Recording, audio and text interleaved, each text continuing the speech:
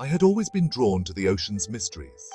The vast, uncharted waters held secrets that beckoned me, whispering tales of the unknown. Every ripple, every wave seemed to carry a story waiting to be discovered. From a young age, I felt a connection with the sea. The rhythmic sound of the waves crashing against the shore was like a lullaby, soothing and calling me. I spent countless hours by the water, collecting shells and marveling at the marine life in aquariums. I devoured tales of legendary sea monsters and lost underwater cities. Stories of giant squids, mermaids, and sunken civilizations fueled my imagination. I would lose myself in books, dreaming of the day I could uncover these hidden wonders myself. I dedicated my life to studying marine biology. My passion for the ocean led me to pursue a career where I could explore its depths and understand its inhabitants. Every discovery, every new species found, was a step closer to unraveling the ocean's mysteries. Point Nemo, the farthest point from land, fascinated Karim. This remote location, isolated from the rest of the world, was a place few had ventured. It was a point on the map that represented the ultimate challenge for any explorer. It was a point so remote, so desolate, it was where spacecraft went to die. The idea that this place, so far removed from human civilization, served as a graveyard for space debris intrigued him. It was a testament to the ocean's vastness and its ability to swallow even the remnants of our technological advancements. My fascination wasn't just with the scientific isolation of Point Nemo. It was the mystery, the unknown that drew me in. The idea that there was a place on Earth so untouched, so unexplored, was irresistible. I was also captivated by the legends surrounding it. Ancient maritime tales spoke of strange phenomena, of ships disappearing without a trace, and of eerie lights beneath the waves. These stories, passed down through generations, hinted at something extraordinary. Sailors spoke of strange occurrences. Instruments malfunctioned. The seas fell silent. There were accounts of compasses spinning wildly, of radios going dead, and of an unsettling calm that would descend upon the waters. These tales, though often dismissed, added to the enigma of Point Nemo. Some whispered about a gateway to another world. The idea that there could be a portal, a passage to another realm hidden beneath the waves, was both thrilling and terrifying. It was a concept that defied logic, yet it persisted in the lore of the sea. Karim, a man of science, dismissed these stories as maritime folklore. He relied on data, on evidence to guide his understanding of the world. Yet the allure of these myths was undeniable. They were a part of the ocean's charm, a reminder of its boundless mysteries, yet a part of him yearned to explore the truth behind the myths. Standing on the edge of the cliff, gazing out at the endless expanse of the ocean, he couldn't help but wonder, what if there was some truth to the legends? What if the ocean held secrets that science had yet to uncover? The call of the deep was strong, and Karim knew he had to answer it. One day, Karim received a cryptic email. It was unlike any message he had ever seen before, filled with an air of mystery and urgency. It was an invitation to join a secretive expedition. The email was brief, yet it carried a weight that was hard to ignore. The details were scant, but one phrase jumped out: Point Nemo. This name alone sparked a sense of curiosity and intrigue in Karim. The expedition was funded by a private organization. This group seemed to have resources and connections that were not easily accessible to the public. They called themselves the Oceanic Exploration Group. Their reputation in the scientific community was both respected and feared. Their true purpose was shrouded in secrecy. Rumors swirled about their past missions, each more enigmatic than the last. All Karim knew was that they were investigating a strange signal. This signal had baffled experts and defied conventional explanations. It was emanating from the depths of Point Nemo. This remote location, known as the oceanic pole of inaccessibility, was the farthest point from any landmass. The decision to join was not an easy one. I weighed the pros and cons, considering the potential dangers and the unknown factors. I knew the risks involved in venturing to such a remote location. The isolation, the unpredictable weather, and the deep-sea pressures were all daunting. But the allure of the unknown, The chance to unravel the secrets of Point Nemo was too strong to resist. The possibility of making a groundbreaking discovery was a powerful motivator. He accepted the invitation, feeling a mix of excitement and trepidation. The journey ahead was uncertain, but the potential rewards were immense. Packing his bags with a mix of scientific equipment and nervous anticipation, Karim prepared for the adventure of a lifetime. He knew that this expedition could change everything he thought he knew about the ocean and its mysteries. As he boarded the ship that would take him to Point Nemo, he couldn't help but wonder what awaited him in the depths of the ocean. The journey was just beginning, and the secrets of Point Nemo were about to be unveiled. With each passing wave, Karim felt a growing sense of purpose. The ocean held many secrets, and he was determined to uncover them no matter the cost. The journey to Point Nemo was long and arduous. Karim and the crew sailed for days, the ship a lone speck on a vast and unforgiving ocean. As they approached their destination, a strange calmness descended upon the ship.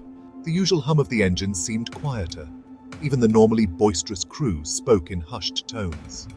The ship's instruments, normally reliable, began to behave erratically. Readings fluctuated wildly. Communication systems crackled with static. The closer they got to Point Nemo, the more pronounced these anomalies became. An unspoken tension gripped the crew. Was this just the isolation playing tricks on our minds? Or was there something more to the legends of Point Nemo? They reached Point Nemo in the dead of night. The darkness was absolute, the only sound the gentle lapping of waves against the hull. Karim joined the crew deploying a submersible. It was equipped with powerful lights and cameras to pierce the inky blackness. As the submersible descended, we entered a world unlike any I had ever seen. Creatures of dazzling bioluminescence danced before their eyes. They pulsed and swirled in mesmerizing patterns. They were unlike any known species. These creatures seemed to be drawn to the submersible. They swarmed around its windows, their lights flashing in unison. It was as if they were communicating, but in a language we couldn't understand. The submersible continued its descent, deeper and deeper into the abyss, where sunlight could no longer penetrate. The darkness was almost tangible, wrapping around the vessel like a shroud. The bioluminescent creatures guiding its path were like stars in a night sky, their gentle glow illuminating the way forward. These creatures, with their ethereal light, seemed almost otherworldly, as if they were guardians of the deep. And then, we saw it. Emerging from the darkness, a silhouette began to take shape, growing larger and more defined with each passing moment. A massive structure rose from the seabed, its sheer size and presence overwhelming. It was unlike anything we had ever seen before, a relic from a time long forgotten. It was made of a material that seemed to absorb the submersible's lights, creating an eerie, almost ominous aura around it. The surface was dark and foreboding, as if it held secrets that were never meant to be uncovered. The structure was clearly artificial, a testament to a civilization that once thrived in these depths. Its design was intricate and deliberate, a stark reminder of human ingenuity and ambition. Its geometric lines a stark contrast to the organic chaos of the deep sea. The precision of its construction was mesmerizing, each line and angle meticulously crafted. The submersible slowly circled the structure, its lights casting long shadows that danced across the surface. Every detail, every carving seemed to tell a story, a narrative lost to the sands of time. It was enormous, dwarfing their tiny craft. The scale of the structure was humbling, a reminder of the vastness of the ocean and the mysteries it held. Carvings adorned its surface, each one more intricate than the last. They were a window into a world long gone, a civilization that had left its mark on the ocean floor. They depicted strange symbols and creatures that seemed to belong to a long-forgotten mythology. These carvings were not just art, they were a language, a means of communication from the past. Karim realized that they had stumbled upon something truly extraordinary. This was not just a discovery, it was a revelation, a glimpse into a history that had been buried beneath the waves for millennia. Could this be the source of the signal? The question lingered in the air, heavy with anticipation. The sonar data had led them here, but what they'd found was beyond their wildest dreams. And what did it say about the history of Point Nemo, of humanity itself? This discovery had the potential to rewrite everything we thought we knew about our past, about the civilizations that came before us. The echoes of the past were calling, and it was up to us to listen. Back on the ship, the atmosphere was electric. News of the discovery spread like wildfire. The crew huddled around monitors, studying the images from the submersible. But they weren't alone. Unbeknownst to Karim, the expedition was being monitored, not by a rival research group, but by NASA. It turned out that the Oceanic Exploration Group was a front. The signal they were investigating wasn't just a scientific curiosity, it was a message, and it was NASA who had intercepted it first. Now they were watching Karim and his team, waiting to see what else they would uncover. I felt betrayed. I had been manipulated, used as a pawn in a game I didn't understand. The weight of the discovery pressed down on him. The structure wasn't just an ancient ruin, it was a message from the stars, a testament to the existence of extraterrestrial life. I was torn between my duty to share this knowledge with the world and the potential consequences of doing so. NASA wanted to keep the discovery a secret. They feared global panic, the collapse of societal norms. I understood their concerns, but I also knew that the truth had a way of coming out, no matter how deeply it was buried. In the end, Karim made his choice. He wouldn't be complicit in a cover-up. He wouldn't let the truth remain submerged any longer. I erased all evidence of the structure from the ship's computers. I deleted the images, the sonar readings, everything. When NASA finally made contact demanding access to their findings, Karim had nothing to give them. I knew that my actions wouldn't go unnoticed. NASA would suspect my involvement, but I was prepared to face the consequences. I had seen the truth, and I knew that the truth, like the depths of the ocean, had a way of resurfacing.